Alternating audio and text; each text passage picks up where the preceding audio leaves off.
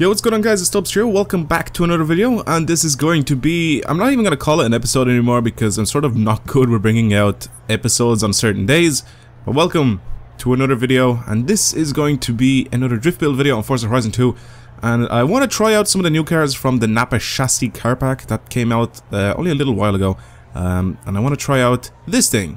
I already have one of these because of course I got it with the car pack, but I think I've already done some tuning to it in a live stream, so I want to start from scratch. I want to try and actually tune one of these cars, this Chevy Monte Carlo SS, and I want to see what I can do to it for drifting. Like right now it's just completely stock, obviously, as you can see I'm buying it. It only has about 180 horsepower, so it's really bad.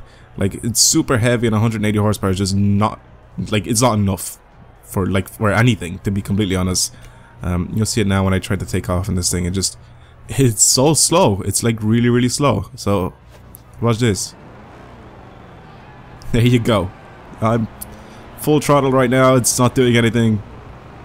It's just incredibly slow. So I was thinking, let's transform this into a drift car.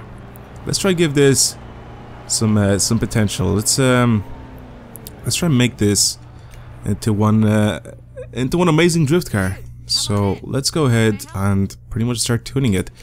I do want to do an engine swap on it because this thing, I'm pretty sure, we can put a Hemi in it. I don't know if I want to put a Hemi in it. I'll put the standard 6.2 V8 in it.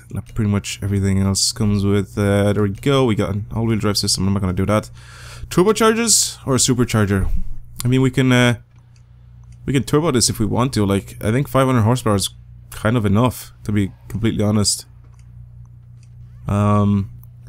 Let's give it a supercharger. Let's give it a supercharger, because I think this will be, I don't know what else to put on this, on the exterior. Nah, I don't want to take the thing off the back. Nah, it looks too good stock to be able to just do that to it. But what can we do to the exterior to make this look a little bit nicer? Let's see. I still want to make it look sort of standard because I like the standard look. I actually like these wheels. They actually suit it. I like the standard look on especially on these like older cars. I really like the standard look of them, and I don't really like changing them too much. So I want to keep them as stock as possible, even if I do any sort of like modifications to it. Yeah, I like these wheels. They sort of suit it. They feel like it should have been, you know, they should have been on the car when the car came out of the factory. I mean, tires are pretty thin, so that could help us out. I mean, we get 235s on it. I still want a little bit of grip, so let's add some 235s on it. And I know people may be like, you know what? Why are you putting, you know, thicker tires on a drift car? I still want some grip. I still want to be able to control the slides and do all that stuff. So that's why I added some thicker tires. Anyway, let's do all the standard changes that we do to this. So pretty much everything up to race spec over here, and the transmission and differential, and then we go to the engine and see what we can do there. Also, we're going to need to pretty much lighten this up as much as possible. So let's see how many pounds we can get off this. 660 pounds. That's not bad at all. Plus, we're going to end up tuning this thing a lot. This will add rigidity, but it will add some more weight. But that just means that we're going to be able to add a bunch more power in it. That's pretty much what that means. So let's pretty much add everything here, so we're able to change everything once we go into the tuning options. You know, pretty much mess with everything ourselves. Alright, give some custom brakes. There we go. I like the color itself. I'll see if there's any other designs we can get on this thing, but for now I like it just stock the way it is. Let's give this about 700 horsepower. I'll be happy with 700. I think it'll be more than enough with 700 horsepower, and I think we'll be able to pretty much drift in, you know, pretty much any type of like corners and bends and everything. So that's gonna be nice and interesting to see what 700 horsepower does to this thing. I think 700 horsepower is just more than enough. So I think this will be like the last change here. Yep, let's keep it at 697. We got a supercharger on it and everything, so it's gotta sound good as well. Let's upgrade the flywheel. It'll make it a lot lighter, intercooler and all that stuff. We don't need to do anything there. Alright, let's go to tune car. Tire pressure, let's bring this up. This will help the wheels slide a bunch, so around 40 psi is usually what I go for. Gear ratios, we'll do that once we're out on the road, because I want to see first of all how this drives. I usually have this between 2 degrees and, or like 1.8 and about 2.5, so I'll keep this at about 2.1. Camber, no camber in the back. Actually, a little bit of camber in the back. About 0.3.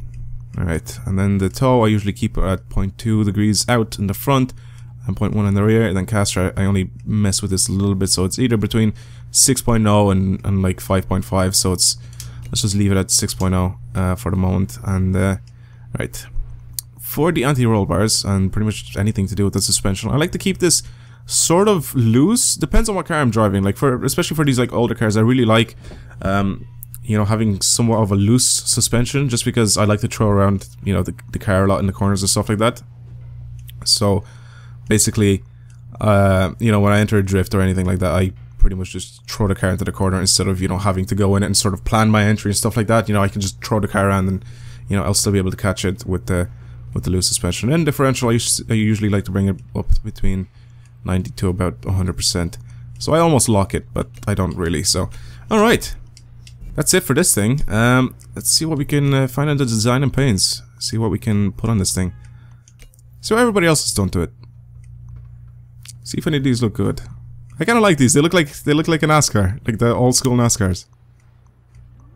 That's good. I like that. Oh, that looks good. That looks good as well. Some of these are actually very nice. I like that as well. I might put this on it. Yep. Let's put this on it, for sure. Okay, I think I'll leave the wheels like chrome, the way they are. Alright, let's check this out, see what it looks like from us, like, going out on the street. Ah, that looks great. That looks really good. Oh, yes, there we go. Oh, this is so much easier to drive around now. Alright. Now, let's go somewhere where you can actually test this out, some decent roads. Let's bring this out over here in the docks. And let's check this out around here, because this is pretty much the playground of all cars. You know, anything to do with drifting, this is where you test them out, because it's just the perfect place. So let's go check it out and see what this is like. It's really good to check out like all the gears as well in this when I'm driving around over here.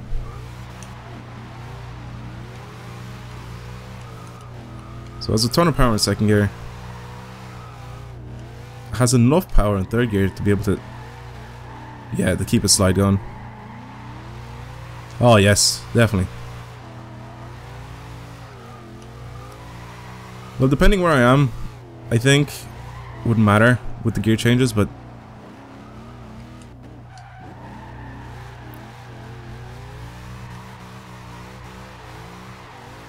oh, this is great. This thing drives really, really well. It's very predictable with the setup that's on it. I mean, look, I can like go in here. Ah, I fucked it up. I was about to show off a little bit there. I got a bit cocky. I was about to show off and drive in there.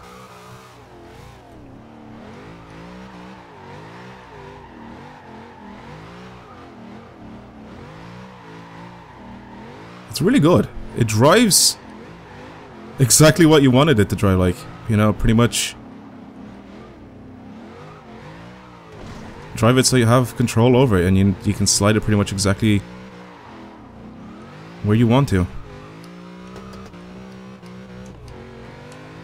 I'm still a bit iffy on third gear. Like I'm not entirely sure if it. Ooh.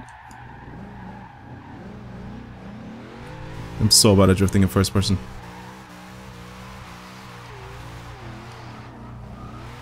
Yeah, I'm still a bit iffy on third gear, so I might change that a little bit. Yeah, let's change that. Let's change the third gear. Let's make it a little bit, just a little bit shorter. All right.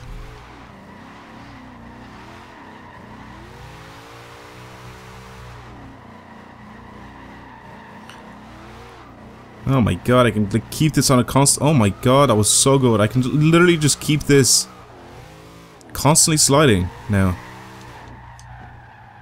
with third gear. It's so predictable. Like it's very easy to just go around and slide it, and have like full confidence in the car that it'll do exactly what you wanted it to do. Pretty much you can do everything in third gear now. Alright, so hopefully you guys have enjoyed today's Forza Horizon 2 drift build on a Chevy Monte Carlo SS from the Napa chassis car pack. I enjoyed actually drifting this thing. I enjoyed doing this build for it. It suits it very well. Like, look, I can pretty much change speed, you know, of my drift, and I can change the angle so easily, you know, like you don't... It's just really easy. That's all I want to say. It's just really easy to maneuver this car, you know, pretty much exactly where you want it to go. Alright, but that's about it. Thank you guys for watching today's video. Hopefully you've enjoyed it. Leave a car down in the comments below, whichever one you guys want me to try out next and do a drift build on. And that's it. I'll see you guys later. Goodbye.